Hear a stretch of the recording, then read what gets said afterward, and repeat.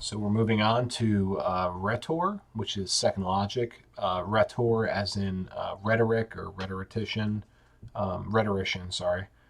Um, so this is about 2L. To say that a rhetorician is a big fan of talking is to say nothing. Communication is the air and bread of the second logic. The extent of this need can be judged by the example of Fidel Castro, for whom it cost nothing to give a 15-hour interview. However, apparently, this is not the limit. Castro himself admitted that he had met people even more talkative than him. Okay, so 2L is somewhat talkative. Now, I am okay with this because, in my experience, I have noticed that 2Ls are quite talkative. Um, but I wouldn't confuse this with like sociability or gregariousness or general extroversion. This is more talkative, as in like informative and communicative, relaying information. Um, I think, yes, it is true that 2Ls tend to be like this. And specifically, whenever we're dealing with logic in and of itself, then 2Ls are very talkative, regardless of whether they are generally talkative, including other subjects. But at least about when we're dealing with logical stuff, yeah, they won't shut up. Moreover, this talkativeness of the rhetorician, uh, rhetorician. I don't know why I'm brain farting there. Exists as if by itself, like a passion, like a disease, outside of personal and public interests, and sometimes is in spite of them. Having abandoned the affairs of his vast empire, Emperor Tiberius wandered around grammar schools all day long, asking wild questions from the point of view of his social position. Who was the mother of Hecuba? What was the name of Achilles among the girls? What songs did the sirens sing? Stalin was no better at wasting his precious government time than Tiberius. He loved, for example, having called out some literary roach on the carpet, to spend hours indulging in criticism of the novel by the roach, paralyzed with fear, comparing some great writers with others, comparing different styles of writing, etc. These oddities could be considered a simple whim of jaded tyrants, if you do not take into account the fact that both Tiberius and Stalin had second logic. This circumstance puts everything in its place. Being carriers of a psychotype for which logic is the second function, i.e., not a simple powerful function, but still a processional one, both tyrants, contrary to their own and state interests, simply could not go against their nature, and threw into the insatiable womb of the processionalism of the second logic everything that came to hand, even near literary chatter. Let us give it its due. The rhetorician would be completely unbearable if his loquaciousness often did not reach the heights of the true art of communication. The secret of this art is the ability and desire not only to speak out, but above all to involve the interlocutor in a conversation, to make an intellectual feast shared.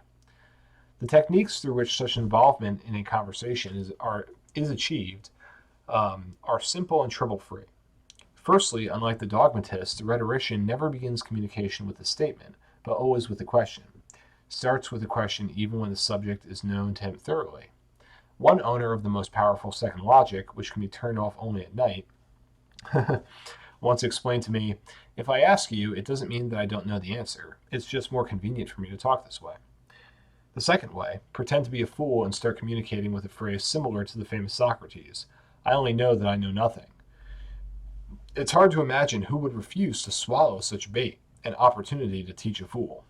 And what happens next is a matter of technique. Word by word, the conversation progresses, and lo and behold, the day passes with an interesting conversation.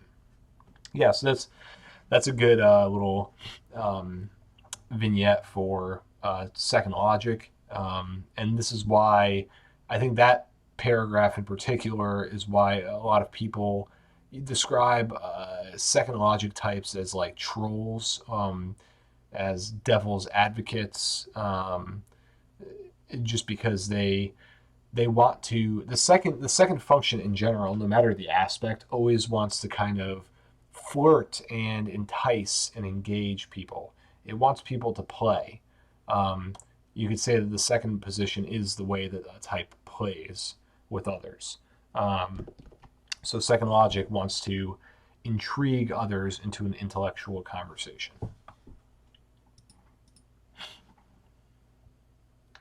It does not follow from the above that only direct, open, equal dialogue determines the complete implementation of the second logic.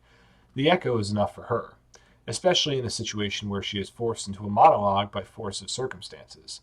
Take, say, a speech from the podium. In this case, it seems that the speaker is doomed to a monologue, and therefore the second logic is deliberately placed in an uncomfortable position for it.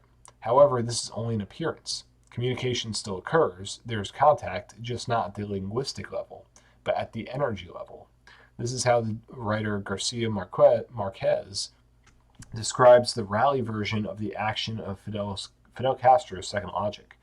In the first minutes, his voice is barely audible and intermittent. It seems as if the speaker is moving blindly in the fog, using every flash of light to feel the terrain inch by inch, stumbles, but gets up and completely takes over the audience. Another remarkable and precious characteristic of all rhetors, without exception, is healthy cynicism. Second logic does not believe in God, nor in the devil, nor in party programs, nor in scientific doctrines, in nothing. I don't know about that, but, as an analogy, okay? Everything axiomatic and dogmatic, having fallen into the millstones of the hemispheres of the rhetorical brain, quickly loses its absoluteness and becomes a simple object of intellectual manipulation. Yes, that's a good way of putting it. It's just they're very questioning, right? They're not trying to come to a conclusive. They might say they are, and in fact, I know some 2Ls who seem like they're, superficially that they're trying to come to some conclusion, but really you start to get the feeling that they just like questioning. They like questioning and exploring and conversizing with people about logical things. It may be the case that they don't truly believe in anything in particular. For a rhetorician, there are no prohibitions, no framework, no rules that hold back the free play of thought. Everything is subject to the judgment of second logic, but this court is merciful and rarely pronounces a final verdict, except on obvious stupidity. The verdict is the result, the end of the process that second logic values so much. Therefore, the cynicism of her statements is devoid of aggressive categorical notes. It is a cynicism of a nonpartisan, free-thinking person.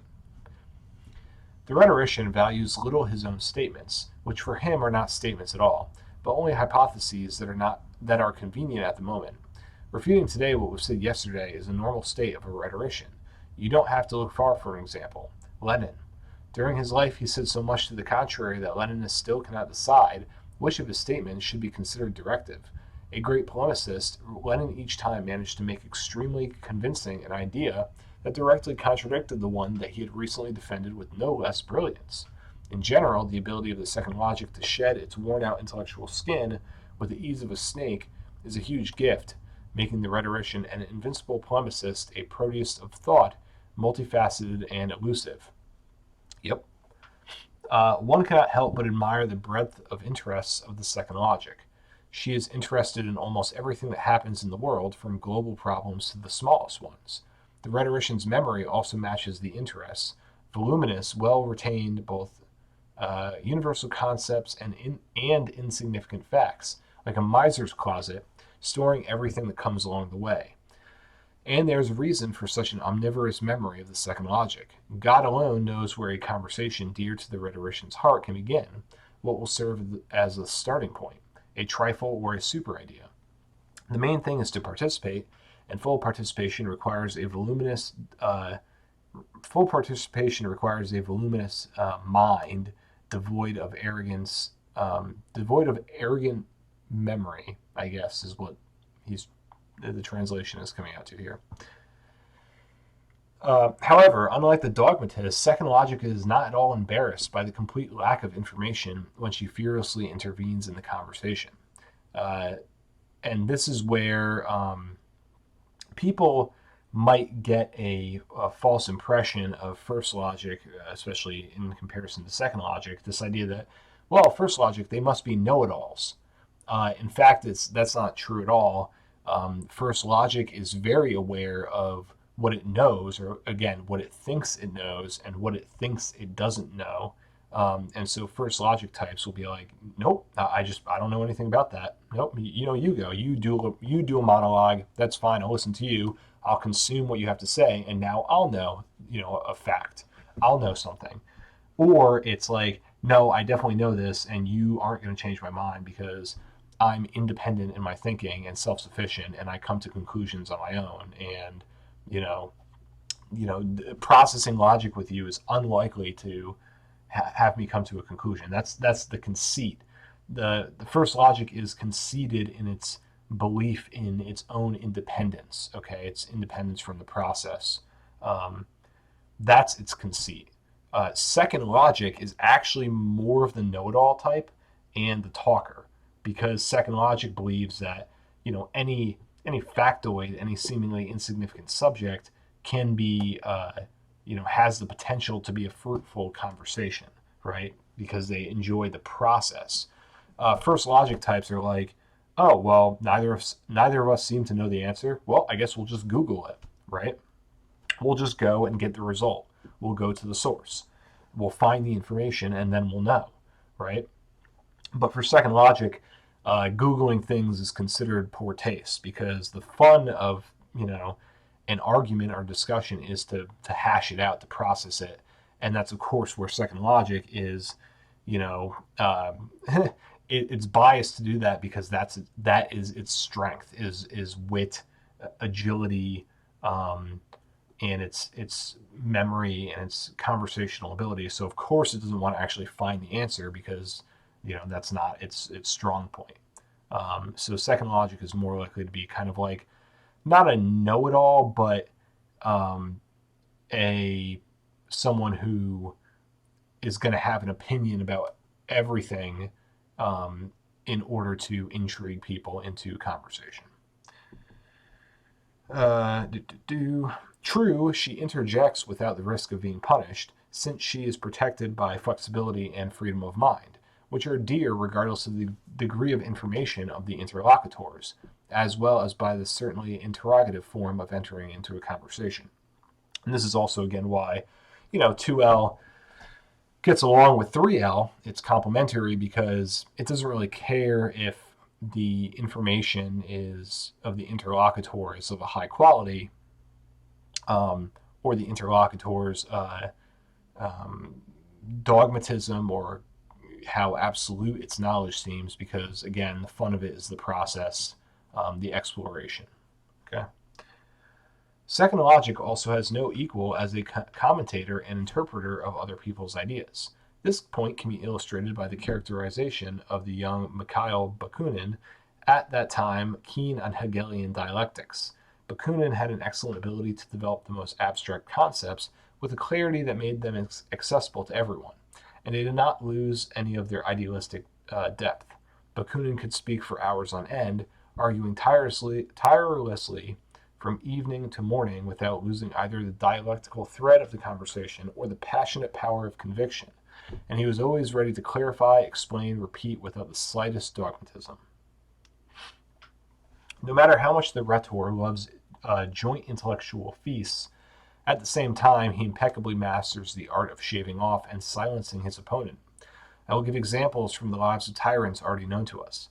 It was said that, it, excuse me, it was said about Stalin that when, oh man, Ordzhonikidze, having learned about the search carried out at his apartment by the NKVD, called his despot and expressed indignation. He heard in response, "They say that the NKVD is such an organization that it can conduct a search at Stalin's place." Silent scene. Uh, Not sure where this is going. One day, a delegation of Trojans arrived to Emperor Tiberius and much belatedly expressed condolences to him on the death of his son. Tiberius's reaction was immediate. In response, he expressed his condolences for the death of the best of the Trojans, Hector. Silent scene. So, uh, at least for the second example, it's basically Trojans come to Emperor Tiberius and express condolences to him, and again, much belatedly express condolences to him on the death of Tiberius' son.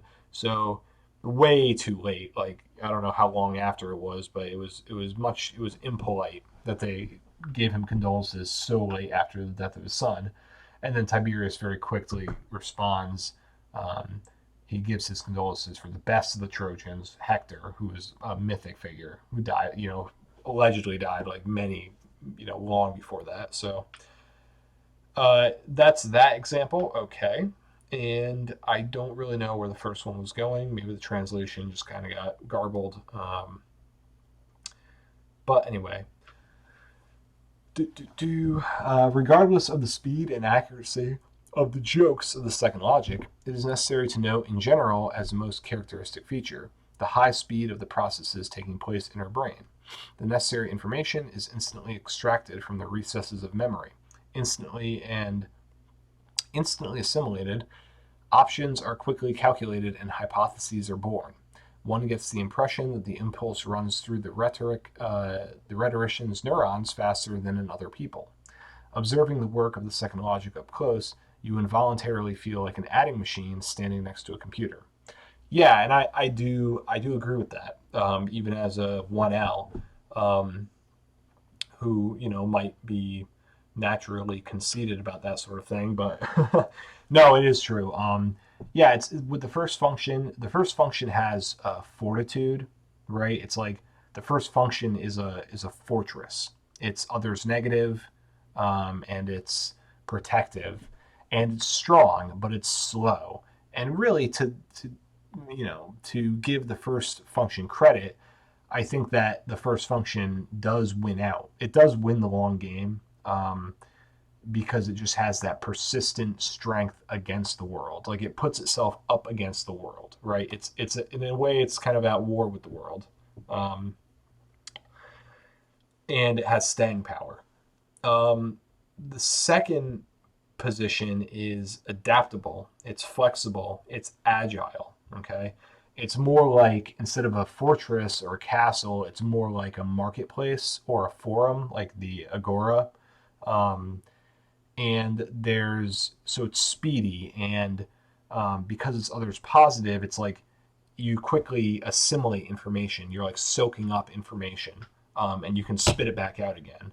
Um, Whereas for the first logic, it's like the first logic is conceited about its independence, so it has to take time to retranslate information into its own custom language. Okay, and it has to sift logical information through a sort of thick, permeable membrane. Um, and that requires time. So it requires time to like analyze, all the information incoming. But at the end of the day, assuming that the individual has some talent and capacity, then the end result is a more complete product, right? Because it's results oriented. It's more of an integrated, beautiful, uh, even simple idea, right? It gets really at the truth because the first logic is truly possessed by the desire for truth. The second logic, there's some other function that'll be the second logic type's first function. So it's not truth for the sake of truth. It's truth usually in the as a means to an end, the end being whatever the first function is, and also it's truth for the sake of basically playing a conversational game. Okay, it's almost like a pastime.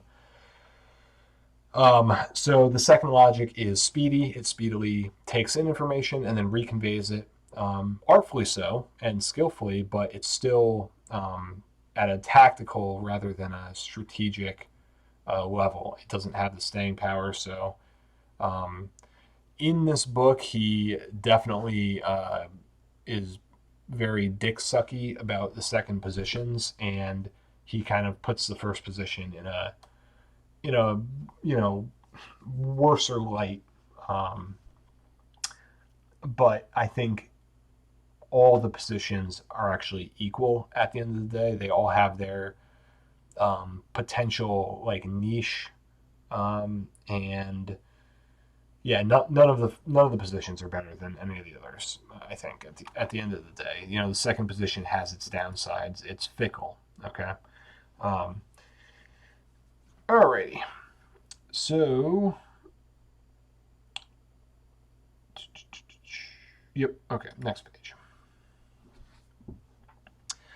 Perhaps the only drawback of the second logic, which is a continuation of its advantages, is that the thinking of the rhetorician tends more towards tends more towards tactics and strategy. So yeah, maybe that was stuck in my brain, and I kind of remembered this part of it coming up subconsciously.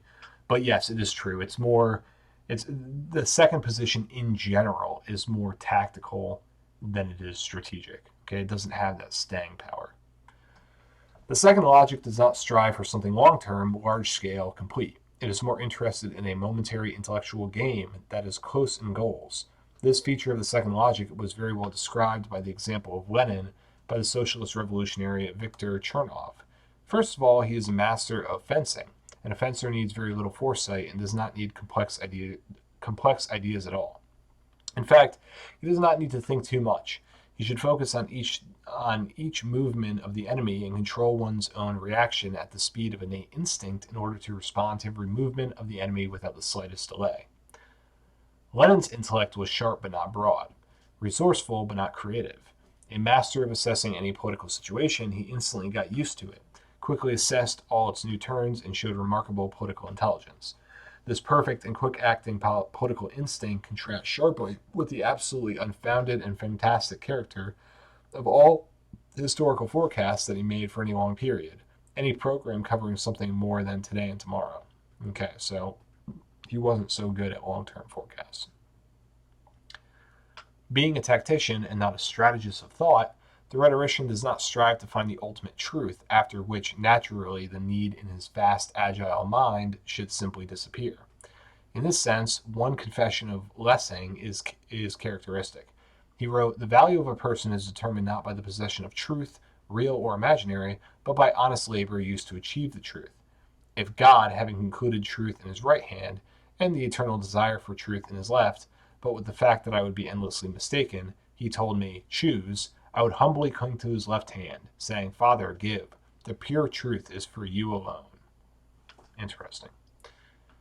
The rhetor is not a big fan of expressing his views in writing, and this is understandable. His passion is live communication, not fighting with a dead piece of paper. He let others take notes, just as Socrates did when he agreed to have Plato take notes. And again, yeah, Socrates, I mean, I don't know if Socrates is 2L. He might have actually been 3L, but he is certainly like process logic. I think that's fair. Um, I don't know if Plato was in fact a 1L, as Afanasiev seems to believe, but fair enough. Yes, this is true. Um, Rhetors, in general, seem loath to write books, um, and if they do, then maybe it's something in another placement in their psychotype that's causing the impetus for writing. But remember, writing is creating a finished result. Um, and there's not, it's like you give someone a book that you wrote and they read it on their own. Again, that's why I push back against his comment against 1L being a not a big reader. To me, books are a very key motif of 1L because of its distance from people. Like a 1L type would rather read a book written by somebody because it feels less like it's easier for the self in its conceit to imagine that the book it's reading was part of itself, or else that it's part of the fabric of the universe, and knowledge is simply like, it's not being passed through the other non-self that is like, scary, right? It's like the 1L is protective against the non-self. So when you're dealing with a person, especially in conversation, it's like that self non-self divide is like right up close and personal. And the 2L type loves that. They're attracted to that.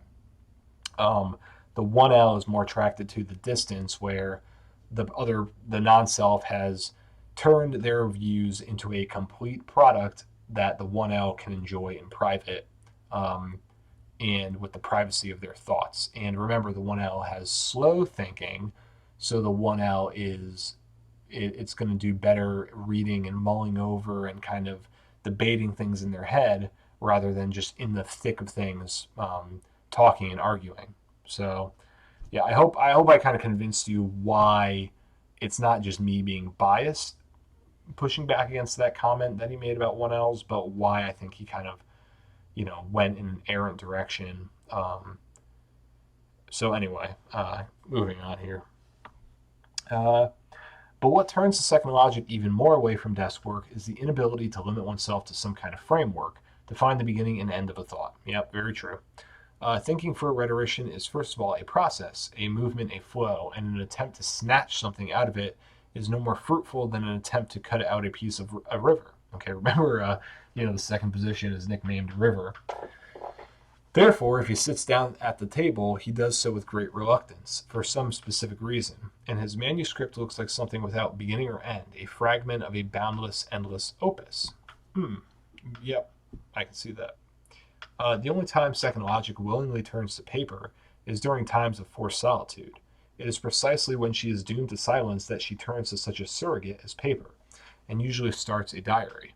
But anyone who thinks that this is a diary in the usual sense of the word, as a secret confidant of innermost thoughts, is greatly mistaken.